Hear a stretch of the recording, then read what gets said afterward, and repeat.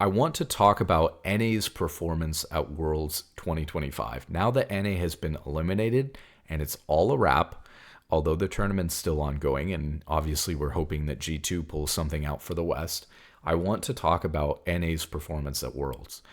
We have to go all the way back, though, to the beginning of this year, to when the LTA format was created, to really understand what's gone on with NA this year, maybe even years, for years. But there are some underlying problems when it comes to NA as a region that for some reason people don't seem to understand very well or have ignored for years.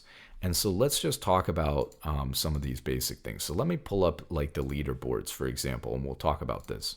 So number one, this is something I've tried to teach people about before in the past. But if you go to the leaderboards, you can see how many accounts have completed their ranked placement games in solo queue. And you can change this by region. So we can see that for NA, currently, as of this is October 26th, so we're getting towards the end of the year, it's going to be a high-ish number. We're at 1.6 million, but obviously it doesn't really matter because we're going to compare it to other regions.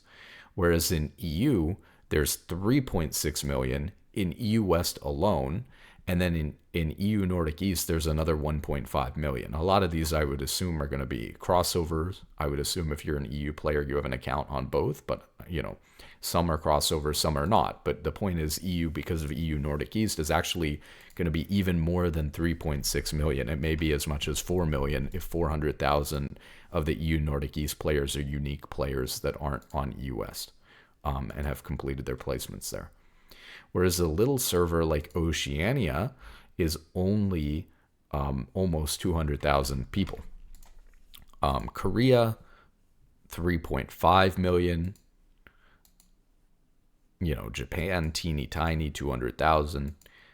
So interesting things going on here. Brazil. So if we talk about, ordering these, you have to understand that for a long time, Korea had the highest population, then EU, then, we've got China as well. And unfortunately, we can't see on op.gg how many people on China, but China's, I believe, higher.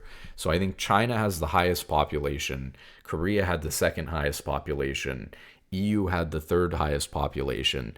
Then for major regions, right, NA had the highest, after that. So it would be the fourth highest. Taiwan, a little bit smaller, on the smaller end, actually a lot smaller than a lot of regions.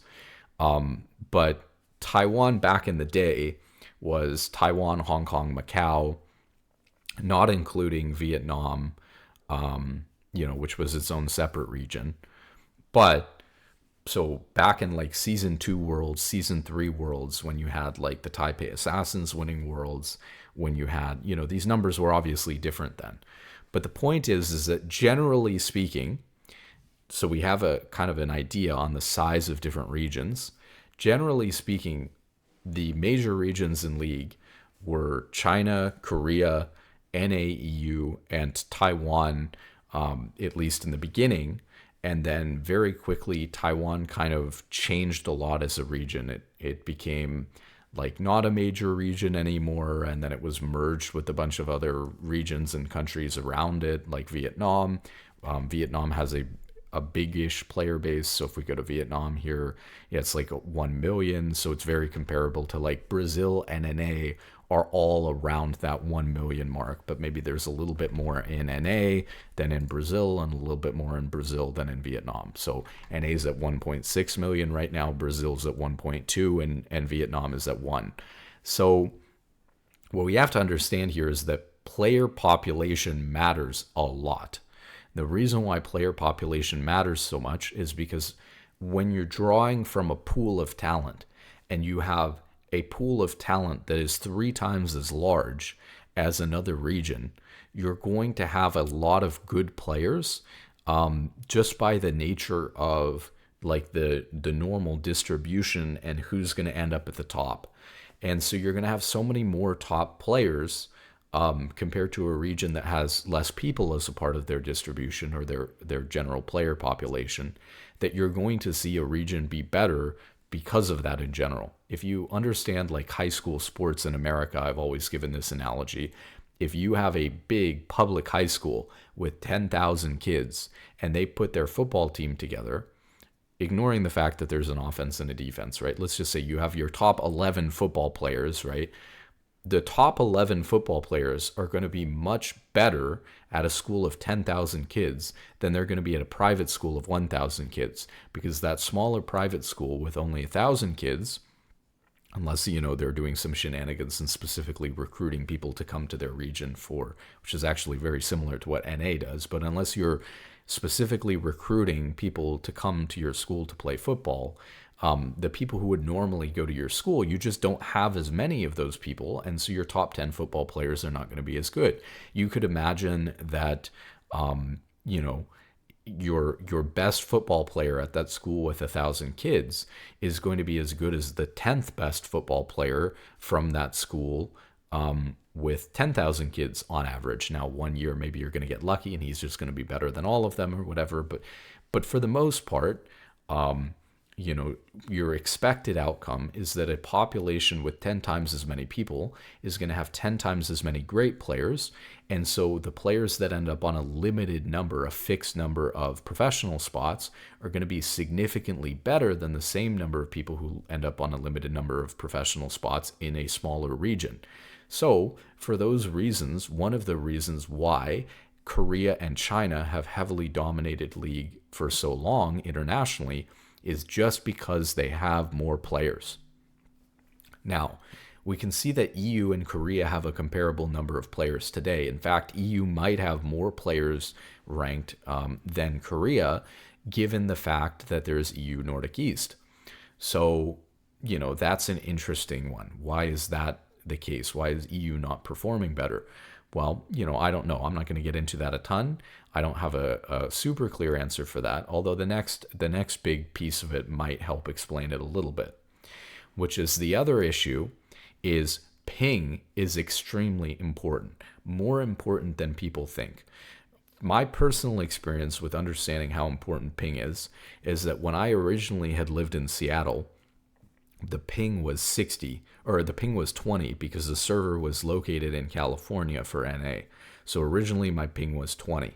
During that period of time, when I first started playing League and the server was still in California, I climbed from a starting rank of bronze all the way up to diamond for the first time over many years, not because the ping was 20, but while my ping was 20. Then they moved the server from California to Chicago. When they moved the NA server from California to Chicago, that did a lot to change NA League of Legends. One of the things it did to me individually as a player is the period of time when I got hard stuck in League, where I was stuck in Diamond 5 or Platinum 1 at the time when Platinum and Diamond were right next to each other for years, was correlated exactly with when they moved the server to Chicago, and my ping suddenly went up from 20 to 60.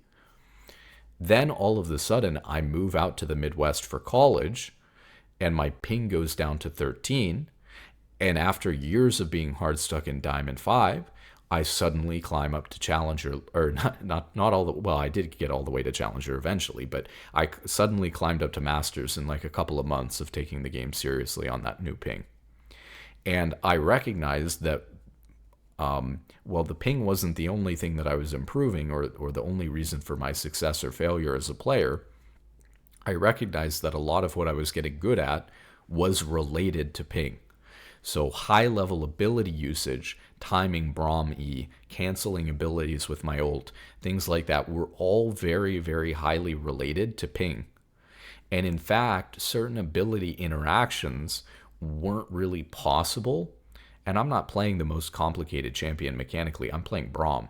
So imagine if you're a Lee Sin player, you're a Nidalee player, you're a LeBlanc player, you're a more mechanically intensive champion, you're playing AD carry. All of a sudden, for some of these champions, ping is really, really a big deal.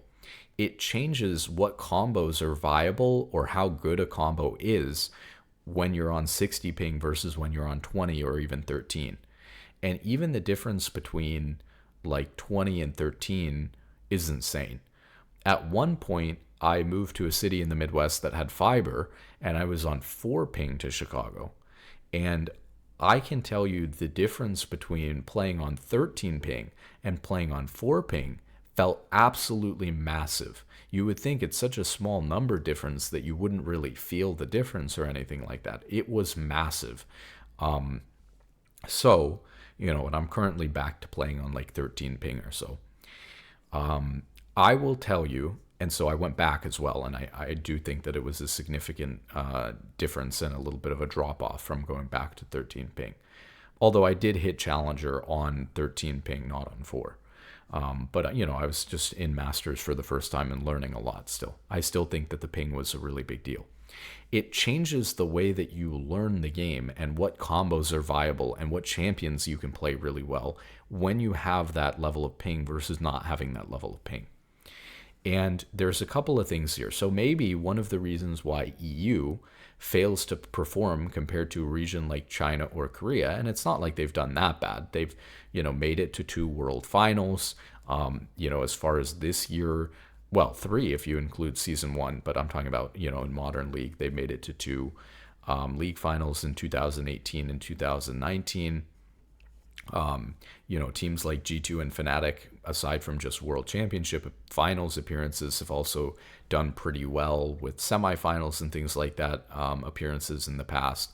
And G2 is currently the only Western team, obviously still hanging on here in this Worlds in 2025. And I think that they have a decent shot at beating top esports to move on to semifinals again.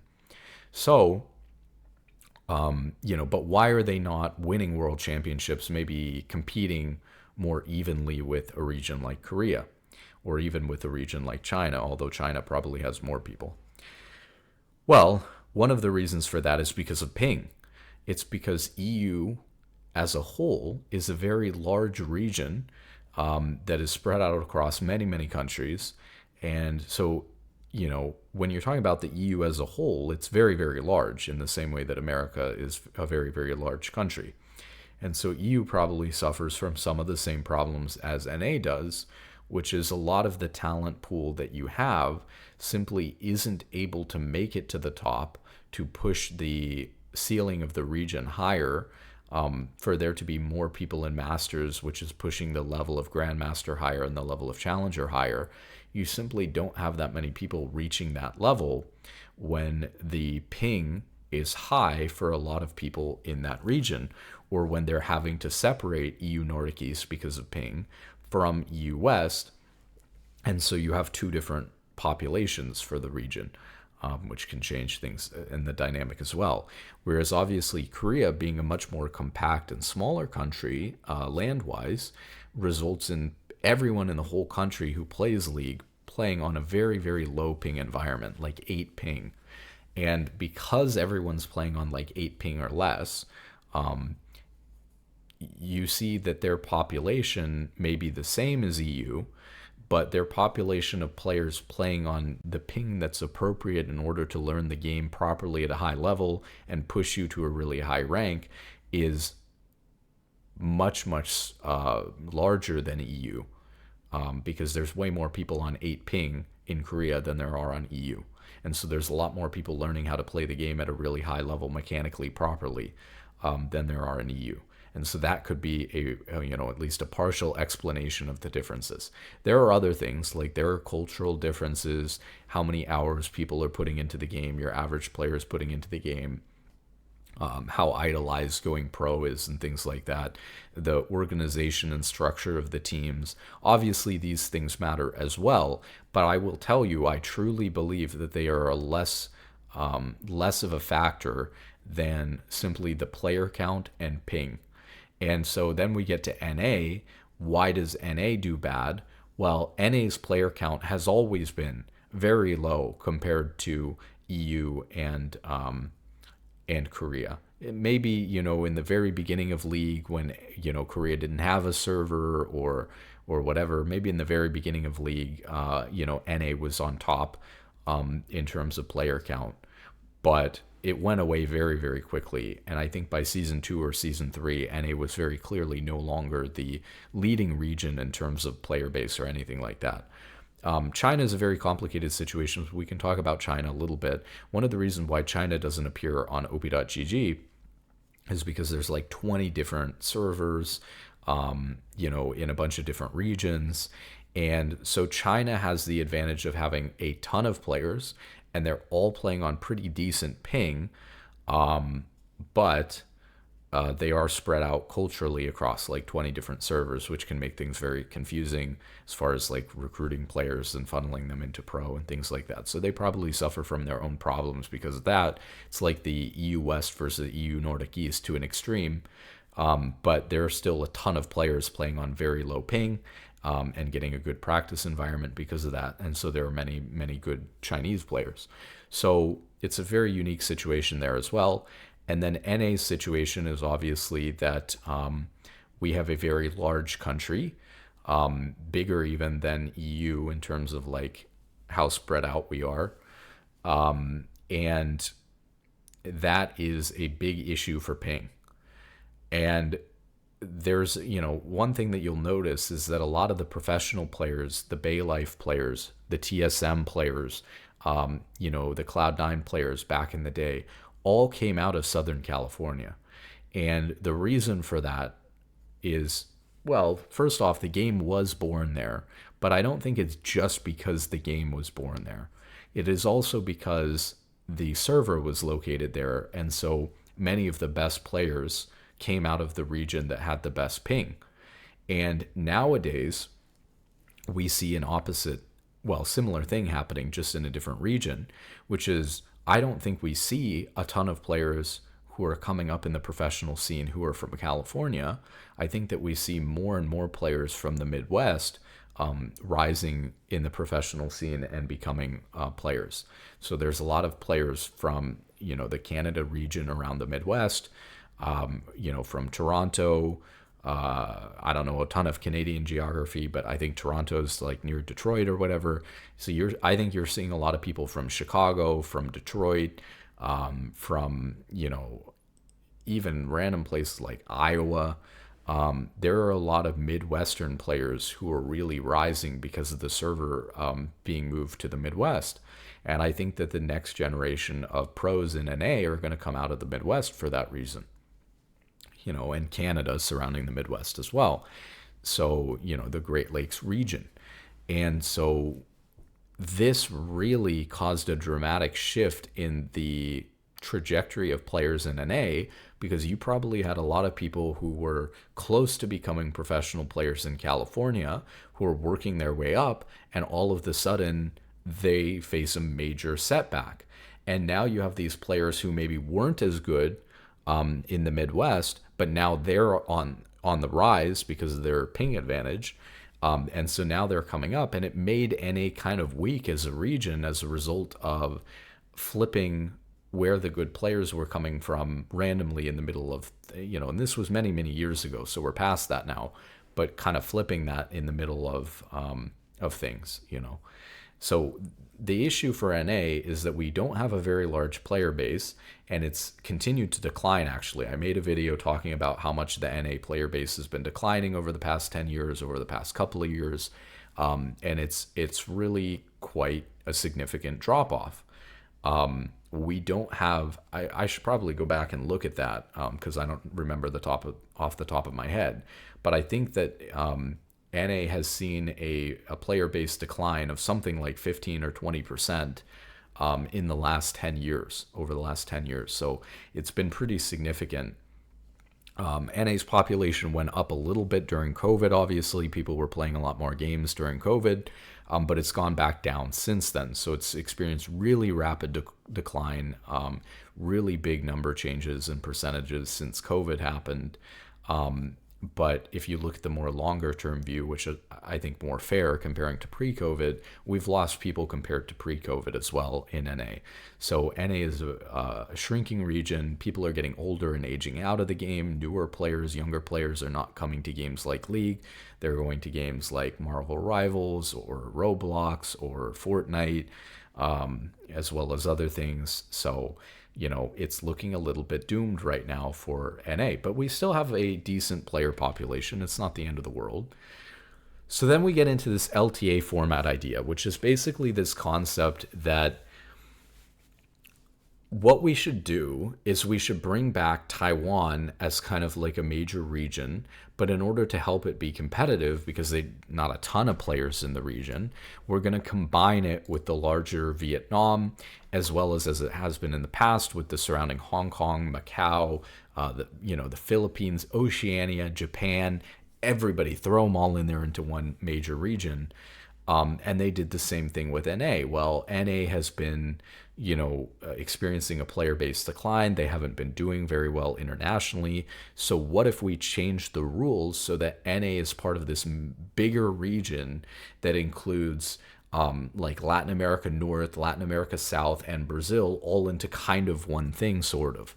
And so how does that really work?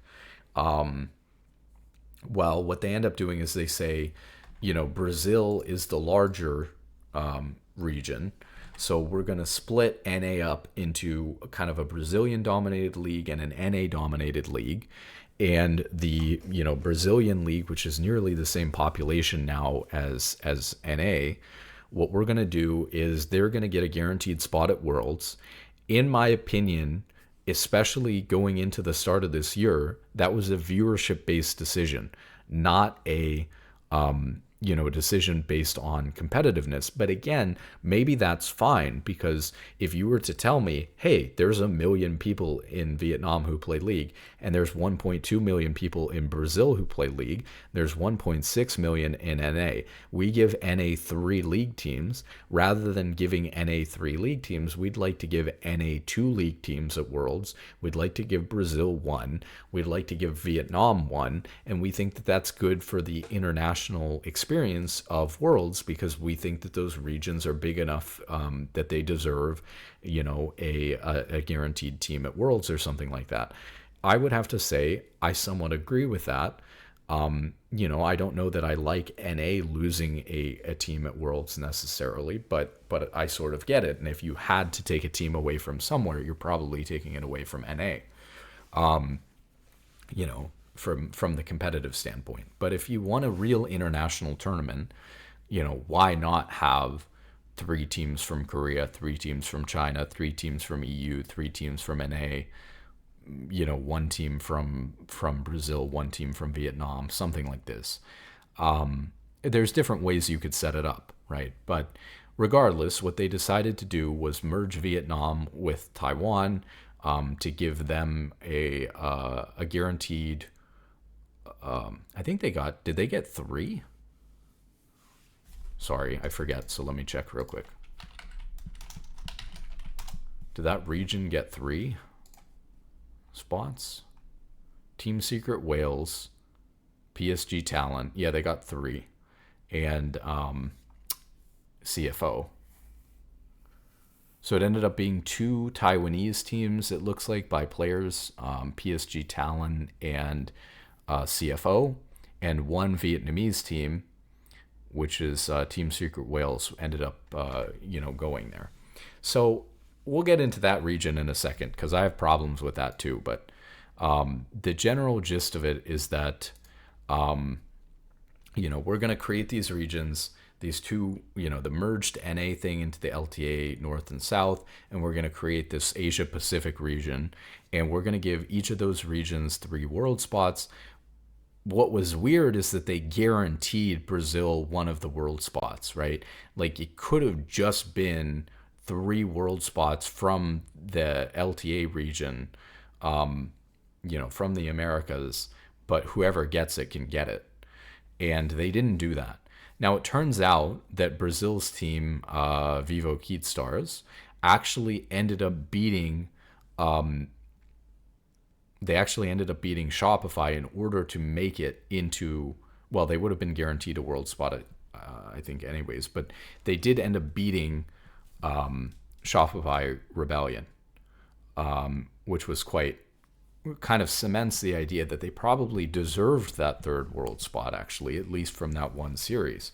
However, there was a lot that went wrong for NA leading up to that as well, which is they changed the format for summer for the NACS, or not NACS, the NALCS, or the LTA North. And the format change was a complete disaster. So let's see if we can go back and take a look at that. LTA North Split 3 2025 was one of the worst splits I think I've ever seen in NA League. They had this system basically, and I think we can pull it up here, where basically the teams got to choose who they were playing against, and there was seeding going into it, so that good teams rarely ever played good teams. So let's take a look at like FlyQuest, for example, the best team in the region. FlyQuest played during the regular season DSG, 100 Thieves, Lion, Team Liquid, Shopify, and 100 Thieves again. And that was actually in the finals. This is including, that's even including the playoffs. So this was round 1 of the playoffs, I'm assuming. So yeah, they only had 3 weeks. They had a 3-week summer split.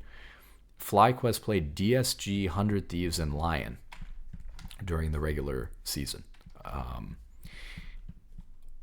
So obviously, if you just go through here and look, Cloud9 played Lion, Dignitas, and Team Liquid. Basically, they didn't play a lot of games. And the games they did play, the good teams were mostly playing versus the really bad teams, and there weren't a lot of matches where good teams were playing versus good teams.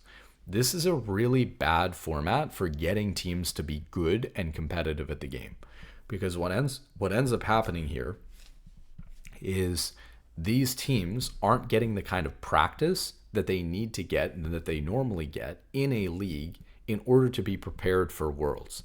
So these teams simply weren't tested for like Worlds. And it's one of the reasons why I actually think that the playoffs went as wonky as they did. So if you understand what happened in NA, for a long time throughout the course of the year, FlyQuest was clearly number 1. Cloud9 was pretty clearly number 2. And I guess it was debatable, but I would say Shopify or Team Liquid were number 3. And then the other one would be number 4. 100 Thieves was number 5. And then DSG, Dignitas, and Lion were all pretty bad. So I would say that was kind of like the power rankings for the LCS going into summer. But what ends up happening in the summer playoffs is Shopify beats Cloud9 3-2. Then Cloud9 barely beats DSG 3-2. And then Cloud9 loses to 100 Thieves 3-2 and is eliminated from playoffs. For Team Liquid, they lost 3-0 to FlyQuest, and so they were eliminated. And then they lost 3-0 to 100 Thieves, and they also had some internal problems pop up.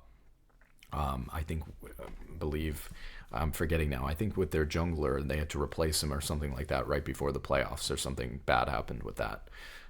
They said it was one of the worst, most toxic roster environments that they'd seen. So Team Liquid kind of imploded. Cloud9 imploded in terms of playoff performance. 100 Thieves kind of just, I don't think 100 Thieves was particularly amazing or anything like that, but they just took advantage of that kind of power vacuum. And again, same thing with Shopify. I thought Shopify was pretty decent to begin with. I think Contracts is a very underrated player. I've obviously been advocating for him for a long time. But I think that Shopify didn't actually improve or play amazingly or anything like that. I just think that they, again, kind of rode to third place out of just a complete power vacuum from Cloud9 and Team Liquid collapsing. What we end up with is we need to send 2 teams to Worlds. In another year, we'd need to send 3. But because Cloud9 and Team Liquid have completely collapsed and are no longer a part of the picture, our top 3 teams are FlyQuest, 100 Thieves, and Shopify all of a sudden, when I think people would have expected it to be FlyQuest, C9, and then Team Liquid. So now all of a sudden, two of our top three teams throughout most of the year have just completely collapsed and gone away. And so now NA is in a lot of trouble. And I truly believe that a lot of the reason why this was the case is because of this awful summer format for NA. I think that this format led to a lack of games, a lack of competition in the games that were played, because bad teams were playing versus other bad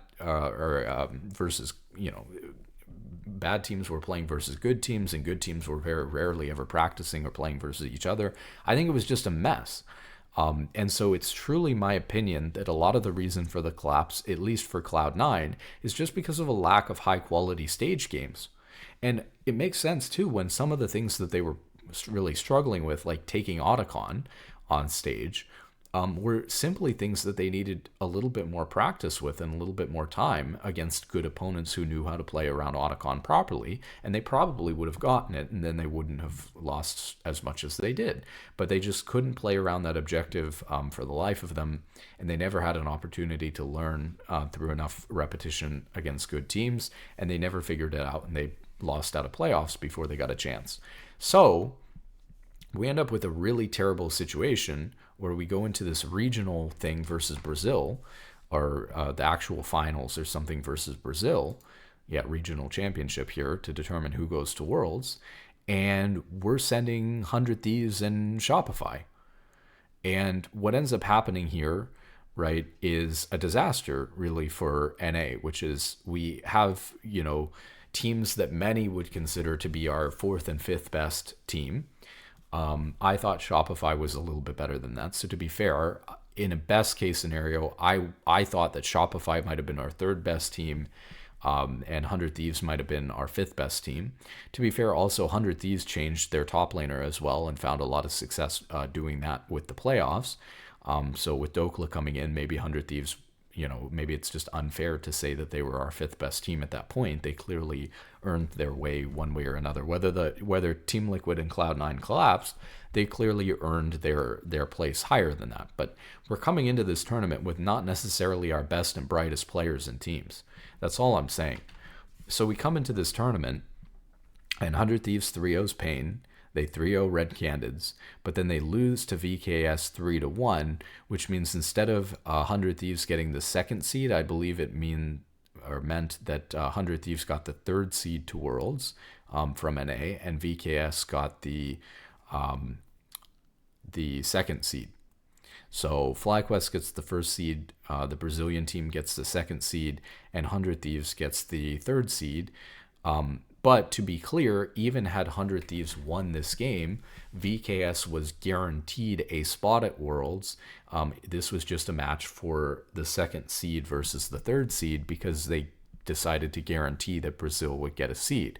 But in order for us to have, even if those rules were different, in order for NA to have somehow taken that third seed away from Brazil, Shopify, which was our third team here at the event, would have had to actually win.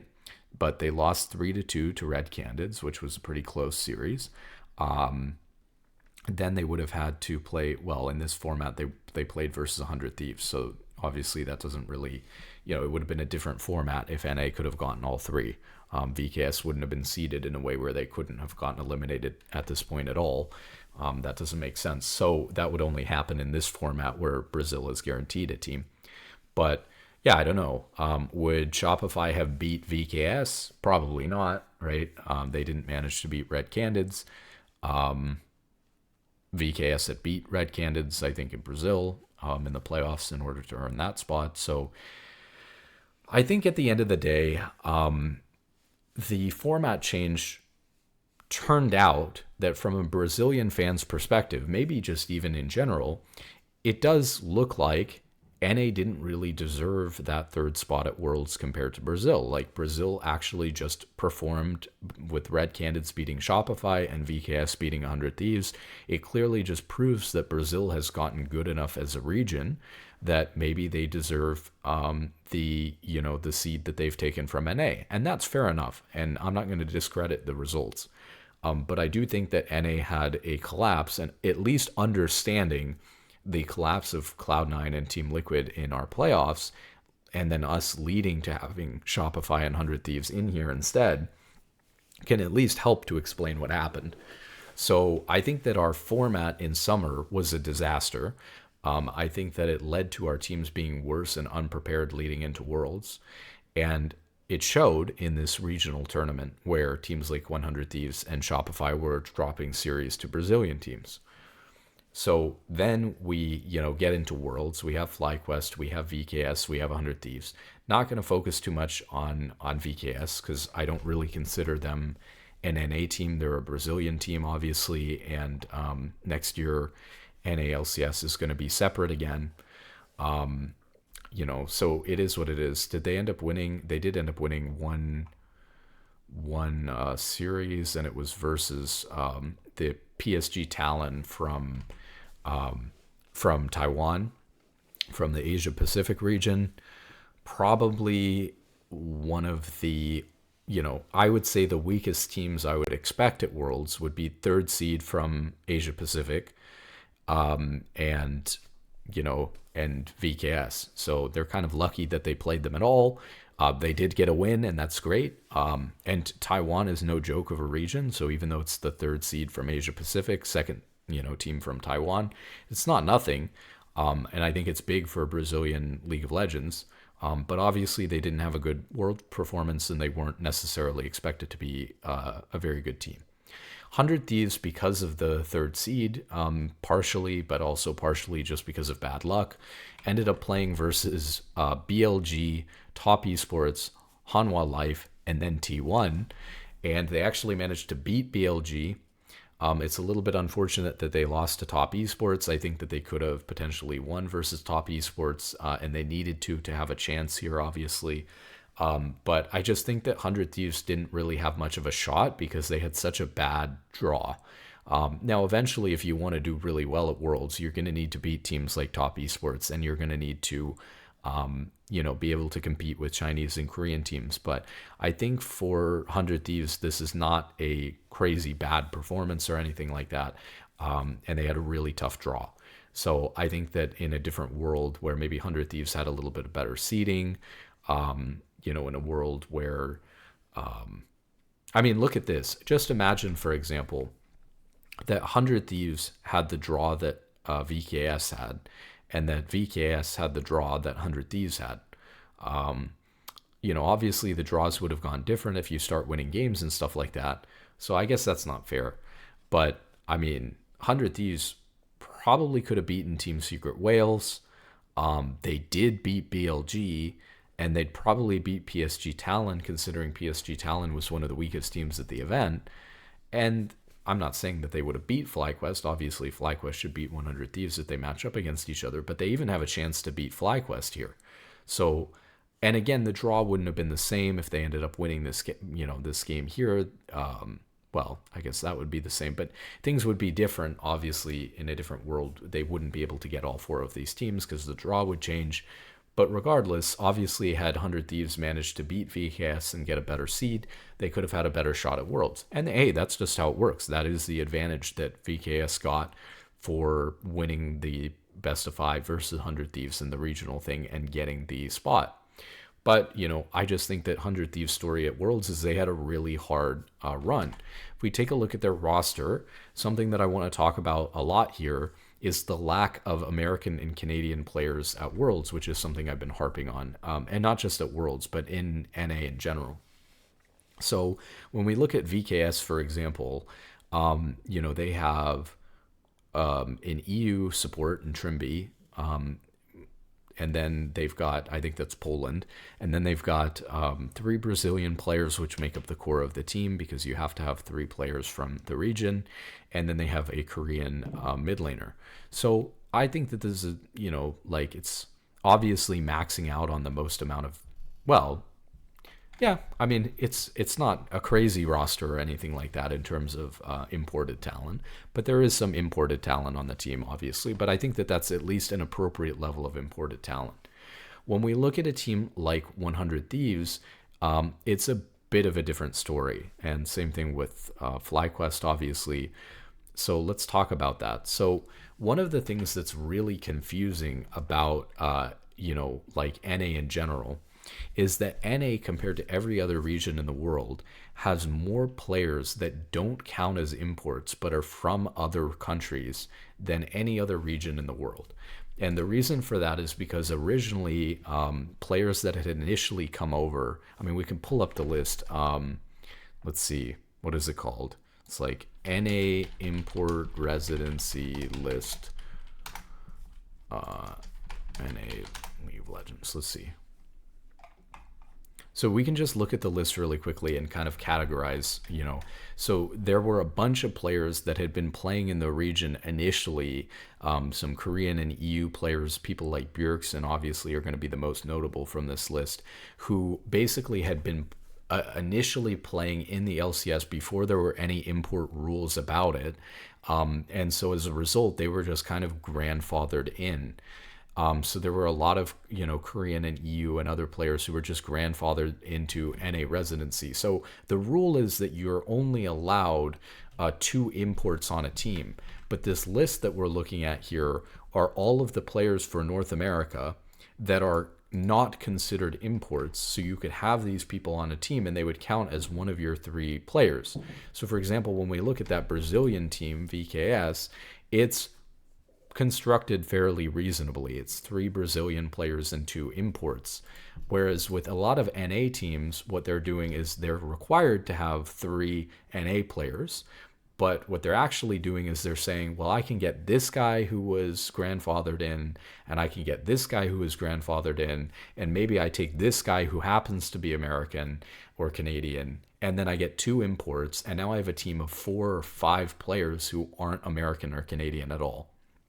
This is a problem because, again, the whole point of the whole world system and the whole international system and regional system for League of Legends is that you're supposed to have international competition, even if it comes at the cost of maybe some of the competitiveness of it. So obviously NA would be a much weaker region, potentially, if Korean players weren't allowed to play in the region, for example, or if they were truly limited to 2 imports per team. But that's not the way that it works in order to try to help keep the region competitive on an international level. But it can make maybe the viewership experience not so good here in NA, depending on what you're looking for. Usually you're not watching NA for the pinnacle of a League of Legends competition. You'd be watching the LCK or LPL in China, or you'd be watching EU even for that, not watching NA. And then you go to Worlds and you get results like this, where at Worlds there was 1 American and 1 Canadian, and that was the extent of the NA players at Worlds. Now, to be fair, they did some weird things here, which we'll take a look at. Like, for example, Dokla is really American, but I think they went off of country of birth, and he happened to be born in India, so they counted him as a player from India. Obviously I would consider Dokla American, so I don't think that that's necessary. We'll get to the true number here, whether it's 2 or 3 or maybe even 4 American and Canadian players at Worlds. We'll figure it out. But the point is that you have all these players grandfathered in. So these people were playing in the LCS so early, they were just initially grandfathered in. Then you had a bunch of people who were given considered residents in NA because they had lived in NA for long enough. Some of these players still playing today, like Core JJ, Huhi, Sven, are still playing and not considered imports at all because they've been here for a while. Residency via import, Impact, Piglet, Jensen, Phoenix, Sven, Huni. Then when Oceania a few years back died as a region, Oceania actually lost their professional league. It just died out. All of the Oceanic players were given NA residency so that they had an opportunity to play in NA. And this includes players like Ayla, like FBI, like Fudge. These players, if they counted as imports, would simply not be considered good enough. Not necessarily all of them. I think Fudge is pretty good. He's, in my opinion, the best Oceanic player that's ever existed. And I think that he's actually a very, very, very unique player from Oceania, in that I would say that he is not like, if you have your bell curve, right? And we talked about in the beginning how if you have a much smaller population, you're going to have very, very few people at the very tail end of the distribution, or like if you have that private school with 1,000 kids, their best football player is going to be like as good as the 10th best from a bigger region. I think Fudge is just extremely good considering how bad Oceania is, or how limited the player base of Oceania is. So, I think Fudge is a really unique situation there, where he's a really uniquely talented player coming out of a very low population region, which is a very rare thing. But the point is that there are a lot of players here who are simply grandfathered in. So it's to the point where you're having Oceanic players, EU players, Korean players, basically anyone in the whole world, even some Chinese players, are just allowed to play in NA, and they don't count as imports. There's some like future eligibility stuff for people like Rush. Some of these people aren't playing anymore, obviously, but yeah, you've got a bunch of people here, big names actually, Froggen, Rainover, Shrimp, Rush, a lot of people here who are going to get residency or something like that moving forward. Whereas if you look at other regions, in Brazil, there is one EU player who is like formerly eligible and not eligible anymore. In EU, there were the original Moscow 5 members, 5 players from Russia who were eligible. And then there was one Korean player who was formerly eligible but is no longer eligible. In China, there's a handful of Korean players that initially came over that are not considered imports anymore. But you see, for every other region, in Japan, there's like 6 Korean players or something that have gotten residency. In every other region, it is a very short list. But in NA, it is like 20, 30, 40 people long, the list of people who are grandfathered in, who count as residents, even though they're clearly not, who have been grandfathered into the system or given residency in NA out of nowhere. And to a certain extent, I can understand. So, like, let me be clear. I can understand if somebody's really been playing in NA and living in NA for like the last 10 years, or something like that. Sure, I get it. That's a little bit more understandable. But for players who were just automatically given it because they were already here, or, the Oceanic players that were automatically given residency just because something happened to their league halfway across the world on the other side of the Pacific Ocean, but they weren't given residency to EU or given residency to Japan or to Asia Pacific or something like that. It's just weird. Well, I guess they do have residency to Asia Pacific now, because now Oceanic, this is the other crazy thing. In Oceania, and Australia, their competitive league came back and was its own independent league again. But instead of then saying, okay, we're revoking all of the residency that we gave to all the Oceanic players so that FBI and Ayla and all these players and Fudge go back to playing in Oceania, we're just going to leave it because we don't want to disrupt those people in their career. So we're just going to leave their residency the way that it is. And now Oceania then goes through another change where they join the Asia Pacific region and have a path to Worlds and stuff like that. And still no change to revoke the residency status. We've just given these people residency status in NA for no reason. I guess the reasoning is that they wanted to help those individual people so that they had somewhere to go when their region's professional scene died if they were good enough. Obviously, most of those players were not good enough to end up making it. I don't think that those players are worse than the NA players that would potentially take their place. I don't think that they are. But if they were considered imports, they would obviously not be in the LCS. Probably not even Fudge, but maybe Fudge. So obviously you have a lot of weird stuff going on there. And this system you have to understand, because this is how we end up with 1 or 2 NA players or 3 at Worlds or whatever. So then when we look at the 2 teams that made it to Worlds, we have FlyQuest and we have 100 Thieves. So let's take a look here. So from 100 Thieves, we have Dokla, who's American, but the entire rest of the team is not. We have FBI and Ayla are from Australia or Down Under. maybe New Zealand, probably Australia. I don't know. They're from down there. And then we've got River and Quid, who are both Korean. So, I assume, I don't think, these guys are new enough that I think they're just considered imports. Yeah, so River and Quid aren't grandfathered in or anything like that. They don't have some weird NA residency for no reason. But they don't need it because by having one NA player in top lane, two Australian players in bot lane, and two imported players from Korea, they count as an NA team. To me, I don't understand how you can have a team that has one Canadian or one American player and you could possibly consider that an eligible NA team. But that's just me. So as a result, from 100 Thieves, we get one NA representative being Dokla. And again, Dokla was born in India and then moved to the United States. I don't know when, but obviously it seems like he's lived in America almost his entire life. So I would consider Dokla obviously just American. But even Dokla, if you want to be real technical about it, if you want to go off of country of birth or something like that, based off of country of birth, which they did for this down here for Worlds, that would leave us with 0 so far from 100 Thieves. 0 players born in America from 100 or Canada from 100 Thieves, but obviously Dokla is American.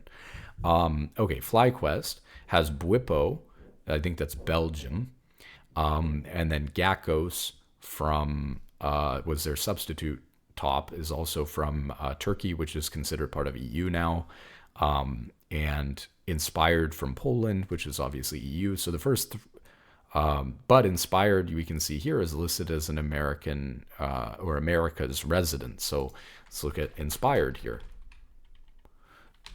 So Inspired is an EU resident, but gained residency via permanent residency since November 29th, 2023. So again, I'd have to look into more of how that works, but he's the most recent person added to this list as of a little more than a year ago, like a year and 3 months ago. He has considered, established permanent residency in the US legally, which somehow means he is eligible to be an NA League of Legends player, even though he's from EU and hasn't been here for a ton of time. I mean, what is his career in NA? Can I remember here? So he was playing in EU up until the end of 2020, and he only started playing in NA in November of 2021. So he's been playing professionally in NA for something like 3 or 4 years now. And he's, again, it has to do more with like legal residency in the country, but he's only been playing in NA for like 3 or 4 years, and he's established himself as a resident. So to me, again, that's something that doesn't really make a lot of sense. I think Inspired should be considered an import. I don't think that playing in NA for 3 or 4 years should qualify you as an NA resident for building a league team.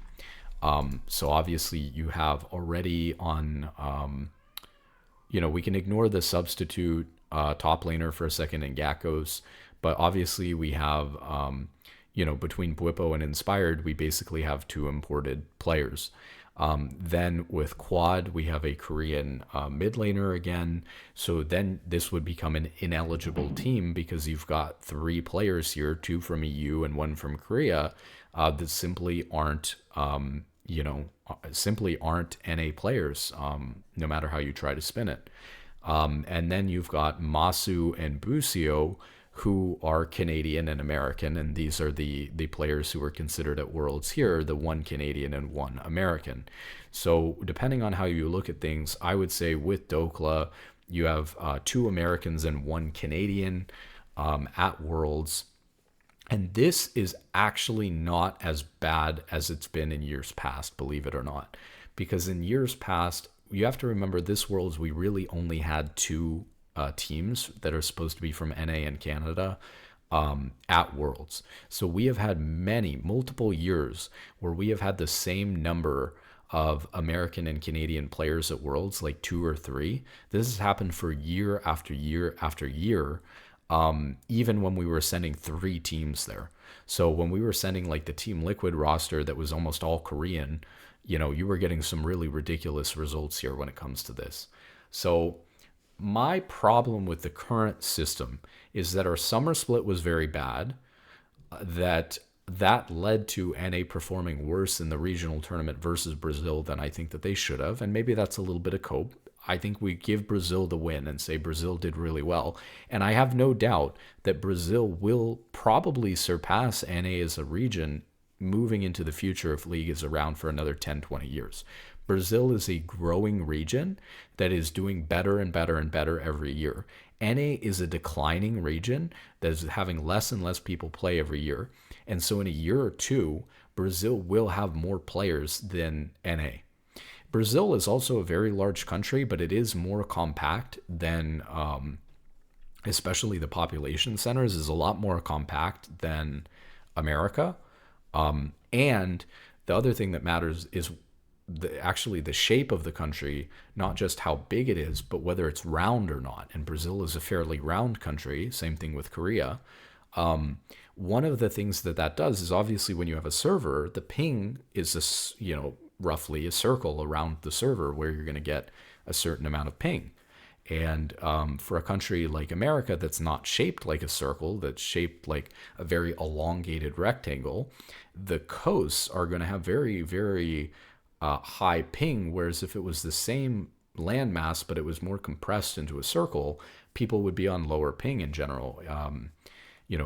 And then it's really bad for America too, because the server is located in the middle of the country, because you want to give good ping to both of the coast and to the people in the middle of the country. So you want a server to be centrally located.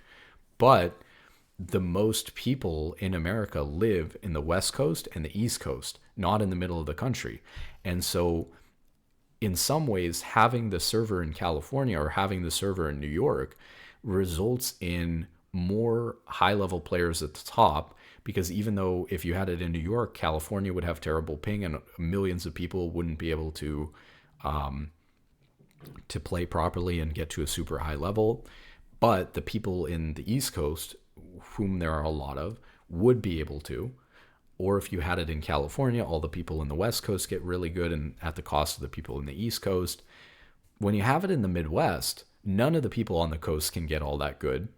And that's unfortunate, because that's the huge population centers are spread out as far as possible in America. So America has a really big problem in terms of geography and ping. But I think that Brazil will overtake NA in a little bit once they get another 400,000 people playing the game in another 1 to 2 years, when NA's gone down a little bit. Brazil maybe gains 200,000 people, NA loses 200,000. They're going to be basically the same population. Brazil's going to have a better ping situation. It's going to be a growing and excited region. So I think that Brazil is on their way to passing NA. And the question is, what do we do about that from a world's format perspective? When Vietnam and Brazil have exploded in growth and popularity of servers, but they're still relatively new servers, what do we do in terms of the world's format? And that's something that's going to be complicated to figure out. I don't really like the Asia Pacific region either, which we haven't talked a ton about, because I think that I don't think it's fair to Japan and to Australia, to Oceania, to put them into a region that they can't possibly win.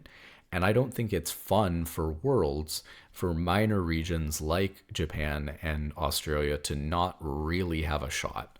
I would rather have two really bad wildcard teams at Worlds like we used to have in the past, that could be from any region that Japan and Australia and other regions can fight over. I would rather have that than the system that we have now. So I don't think it made sense to combine Australia with Japan and with Taiwan and Vietnam. You have a lot of different language barriers there too, which is really weird. So like players are going to have a hard time playing on cross-region teams because of the language barriers, and things like that. This is another problem with NA. I genuinely believe that for the past 10 or 15 years, had only NA players been playing in NA, the level of NA talent would obviously be much higher. And some of the communication barriers that some of the imported players have with NA players actually isn't something that's super tangible that you can take into account. to know how much it's affecting how well the team is doing. And so it's kind of hard to measure or know. And you can see that like they're clearly very skilled players that are better than some of the NA players. So it's hard to say for an org. But I genuinely believe that for certain players, obviously level of English speaking is very different. So some imported players who can speak English really, really well, it's like not a big deal. And then like another player, it's like causing a huge problem. And I'm sure teams obviously have to sort that out individually, but I think that that's a thing that people don't take into account as much maybe as they should, and it's something that could be holding some NA teams back. Obviously, League of Legends is kind of like a language. You don't necessarily need to communicate everything with words. It should be kind of obvious, hopefully, if you're at the same level and the same page of what should happen and what should go on, even in a quick moment. You don't have time to communicate second to second things often. You just have to be on the same page and do them together. So I get that, but I'm just saying I'd like to see the world system, if we're going to maintain an international system where we barely ever play internationally, but the whole concept of the entire year is centered around teams playing a bunch of teams internationally. The NA teams need to be comprised of more than one or two American or Canadian players. It needs to be the full three. And so I'd like to see, for example, residency revoked from that list that we had pulled up. Oh, it's not pulling it up. Anyways, I'd like to see residency revoked from basically everyone on that list, which would really shake things up and probably hurt a lot of individual careers. Maybe it's just not a move that Riot can practically make. Maybe they could do something then if they don't want to hurt specific players or make a change that would clearly target specific players. Maybe they could make it so that players are from other regions are no longer able to obtain NA residency moving into the future, no matter what their legal residency is, like within the US, for example, or in Canada. And then once all of the players who are currently playing now who have been grandfathered in are retired, then you scrap the list and you go back to NA being an NA region. I'd like to see something like that happen. So I would hope Riot would consider doing that.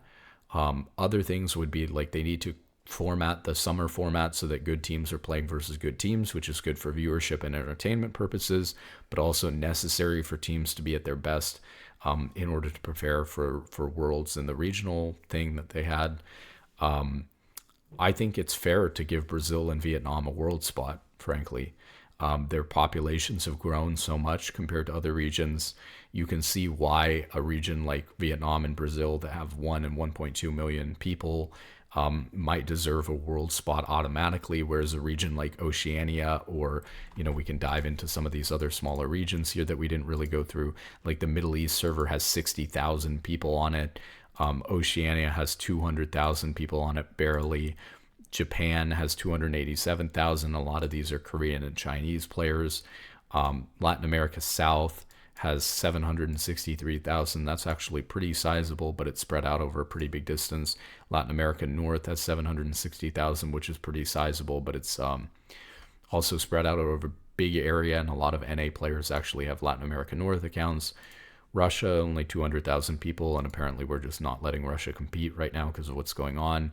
Turkey is now considered a part of EU, but Turkey has 800,000 people. This is probably what most Middle Eastern players are just playing on the Turkish server instead. Southeast Asia is 390,000. Taiwan is 314,000, but a very old historic region with a lot of good players at the top. Vietnam 1 million. So you can see, right, why maybe Vietnam and Brazil are in a unique player situation in terms of deserving to maybe have an automatic world spot or something like that. So let me think. So you've got how many teams at Worlds? You've got 16 teams at Worlds, right? 1, 2, 3, 4, 5, 6, 7, 8. Yeah, you've got 16 teams at Worlds. So let's say that you gave Korea 3, EU 3, NA2, I'll say, China. So China, Korea, EU get 3, NA gets 2. Let's just say that, for example. I mean, I'd like NA to have 3, and it looks like NA might have 3 again next year, actually, anyways, with us going back to the old LCS format. But let's say we have 3, 3, and 2. We end up with 11 teams at Worlds. So we need an extra 5. Okay, so let's give NA 3 teams again. Let's give Vietnam 1 team guaranteed. Let's give Brazil 1 team guaranteed. So now we end up with 14 teams. That's China 3, Korea 3, EU 3, NA 3, Brazil 1, Vietnam 1, and then have a play-in tournament for the last 2 spots between whatever minor regions, because they've changed them all over the place, whatever minor regions are left. So Japan, Oceania, Southeast Asia, Taiwan, right? Have those regions, those would be the main ones, compete. You could even throw, if you wanted to throw it in there, Brazil number 2 and number 3 seed, or Vietnam number 2 or number 3 seed. You could even throw those in there if you wanted to be a little bit more competitive and give Vietnam and Brazil a chance to even earn a 2nd seed. Something like that. You can do all kinds of variations on this. You could drop NA to 2 teams, and then have 3 teams win through the play-in, or and then throw NA into the play-in as well. So maybe NA 3rd seed goes into the play-in, Japan goes into the play-in, Oceania goes into the play-in, Brazil number 2 and number 3 go into the play-in, Vietnam number 2 and number 3 go into the play-in. You have a play-in for the top 3 spots or something like that. You could give, 4th team, if you like the idea of a 4th team from Korea or China for extra competition. Whoever wins MSI gets a 4th team, and then NA gets 2 teams, and then there are there are 2 play-in spots available, same regions we just talked about competing in there. So like NA number 3, Brazil number 2, number 3, Vietnam number 2, number 3, Taiwan number 1, number 2, whatever, Japan number 1, Oceania number 1. You throw those guys into a play-in for the last 2 teams. You give Oceania and Japan the ability to actually get into the World Championship again.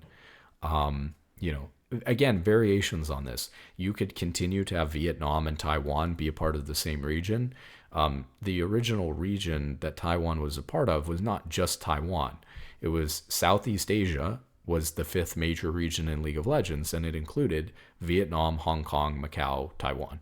So you could keep those guys together, because Vietnam and Taiwan, even though, and again, strangely enough, even though Taiwan does not have the biggest solo queue population, very competitive region. Why? Well, because it's a very small, extremely low ping on the Taiwan server, because everyone's on an extremely small island together. Not extremely small, but they're on a small island together. So even more so than Korea or China, everyone is on extremely good ping.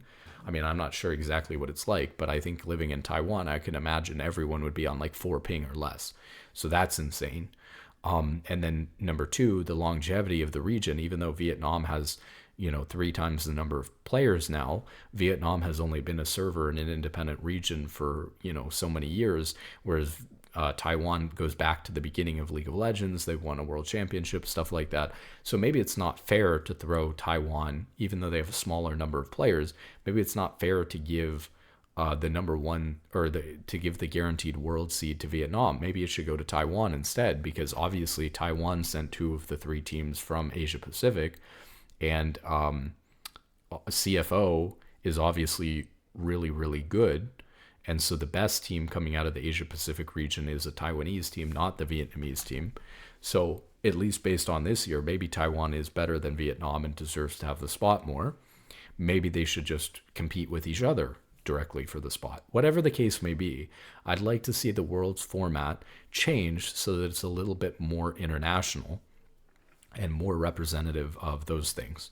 And then as far as leading up to it, I would like, for independence sake, regions like Oceania, Japan, and NA to be more independent, where their own players are playing from those regions. How can you improve Oceania? You send the NA players who are Oceanic players back to Oceania. How can you improve Japan? Limited import rules. How can you improve NA? Limited import rules. And stop grandfathering in half of the people who play on other servers. If half of the Korean population is grandfathered into NA residency and all of the Oceanic population is grandfathered into NA residency, then we have a problem, because we're going to continue to send teams to Worlds with 1 or 2 actual American or Canadian players. So this is a problem, needs to be fixed. There's no point in having an international competition where the NA teams are just Korean/EU teams and not really NA teams at all. And I resent the fact that the Korean/EU teams that we have here representing us in NA continuously go to Worlds and lose anyways. So what's the point? Oh, we were going to talk about the actual performance. So we kind of talked about 100 Thieves had a very unlucky draw, very rough path. Let's talk about FlyQuest. I said last year, or maybe the year before that FlyQuest was one of the best teams the West has ever had, and that they were, I said this before they played. They ended up doing really well, and the video aged really well. But I had said that FlyQuest was one of the best teams that we put together in the West in a really long time, and I'm very excited, but I'm a little bit concerned about some of the way that they're playing the game, and I went into some VOD review and stuff like that in a second part to that video. What I will say about FlyQuest this year is, first off, I want to know, because I don't even remember, did FlyQuest have roster changes? Because I would assume that, yeah, I think maybe some things changed. So I want to say that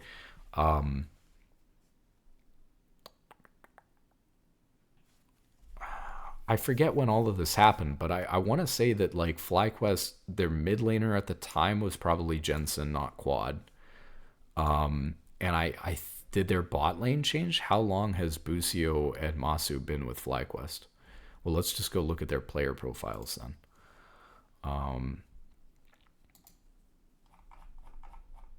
Give me a second here. Okay, we open them up here. So how long have they been with the team? So Busio has been with the team since November 2023, and Masu has been with the team also since November 2023. When was that video then for me? We need to do some inception and go back and look at when this video was. FlyQuest. This was October 21st, 2024. So Masu and Busio were on the team then. And then Jensen, when did Jensen depart?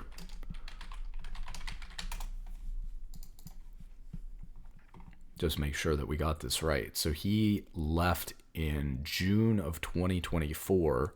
So he wasn't on the team either. So I said this actually when it was the same exact roster, to be fair. Okay, so here's my thoughts. I was very disappointed in FlyQuest at Worlds this year. Where did Worlds 2025 go? We lost it. Very disappointed. And, well, here's what I think. I think that Bwipo did not play very well.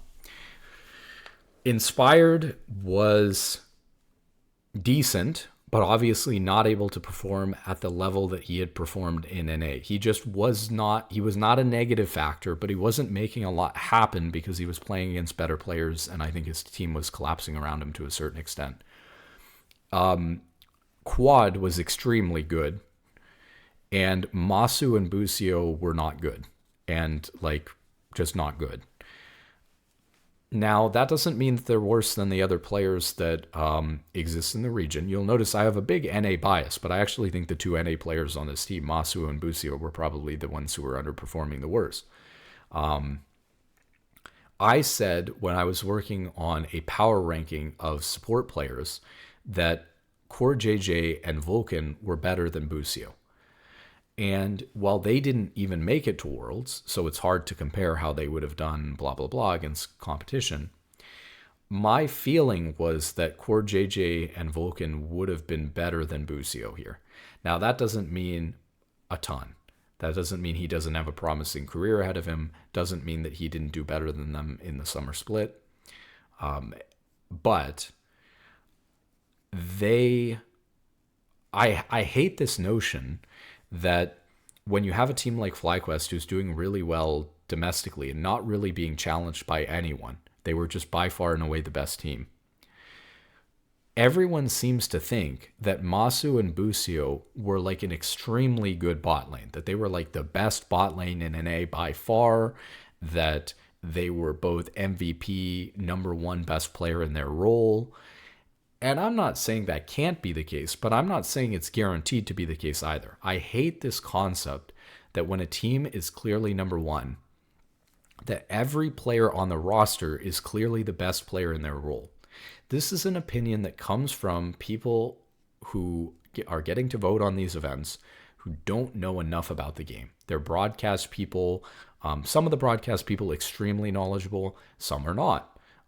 Right? Some are there for more entertainment purposes or other things. The cast is obviously not, the analyst desk and the cast and the other people who vote on this are obviously not only stacked with people who know a ton about the actual gameplay itself.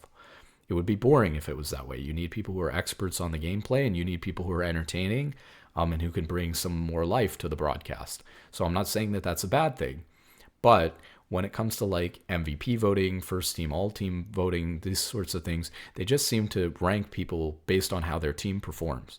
Even when it comes to internally within organizations, determining whether a player should continue to play in the LCS or play on a really good team or not, it often comes down to their team's result rather than a little bit slightly more intangible result of how did this player perform individually in the matches themselves.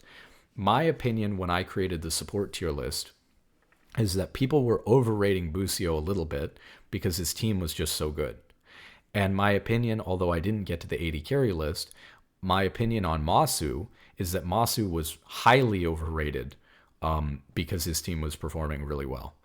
And so that is something I kind of wanted to look at stats, not that we have a lot, but if we go to the LTA, and we go back here to split 3. Oh, this is South split 3. We go to North split 3. I was kind of curious if we pull up the player stats here. Can we see like there's certain stats that I like obviously a lot more than like KDA or something like that. When you're on a good team and your team is just destroying everyone, you're just not dying a lot and your KDA is going to be high. So there are certain stats here that are going to be like more of an indicator of individual performance, and there are certain stats that are going to be more of an indicator of team performance.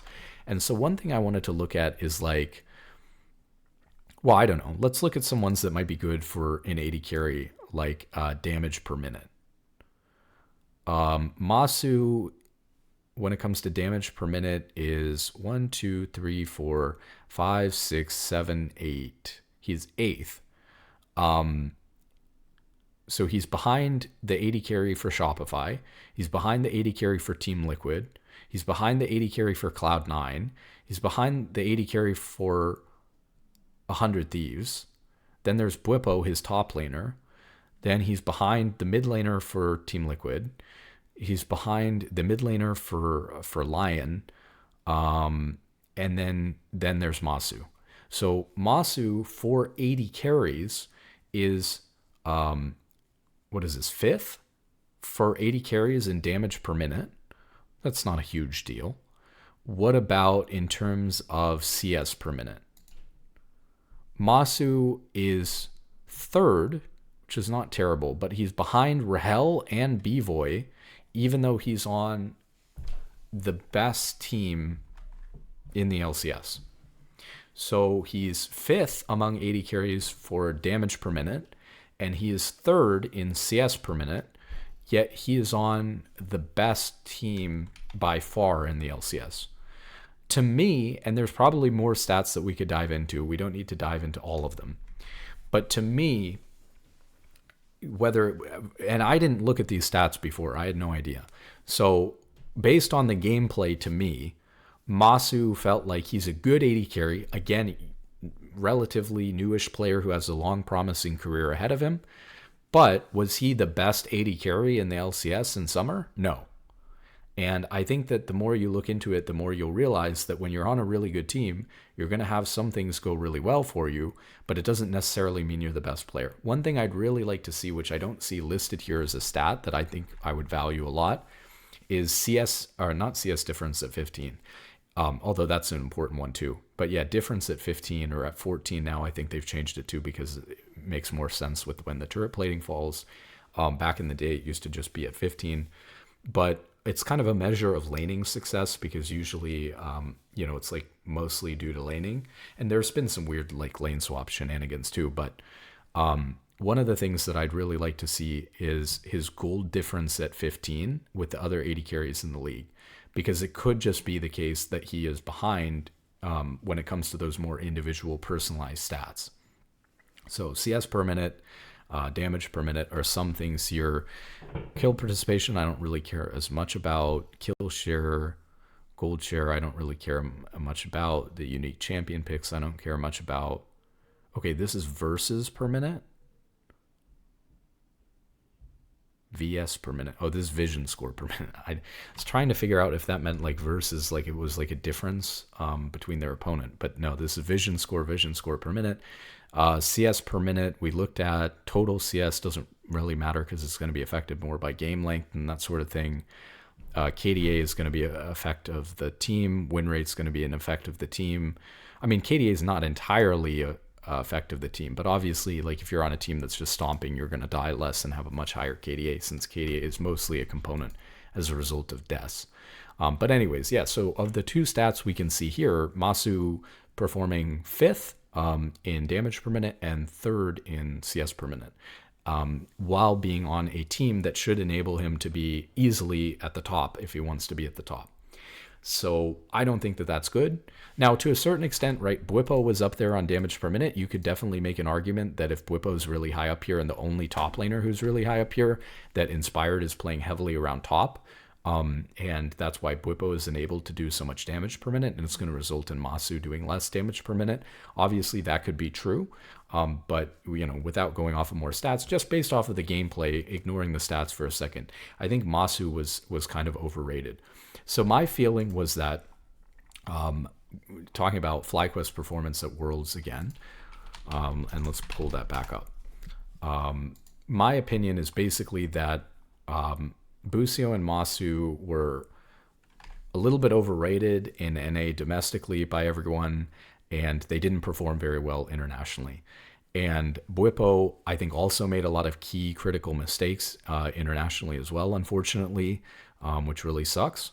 Inspired was not a negative at all, and he had some moments, but basically was unable to get a lot done because he was playing against much better competition. So he just seemed like a kind of neutral player a lot of times that was just like not finding as many opportunities as some of the other good players he was playing against. And I think Quad did extremely well. Now, as far as the teams that they played against and won and lost to, they lost to T1. That's whatever. They beat VKS. Obviously, we would expect that. They beat Team Secret Wales, which is good. We would hopefully expect that. But where I think they really lost it here was at the end, right? Losing to G2 in very close fashion, in a way that was very winnable.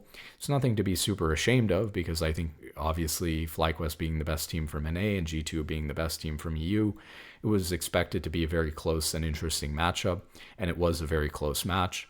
But obviously they needed to probably win that to make it out of the Swiss stage, and they just fell short.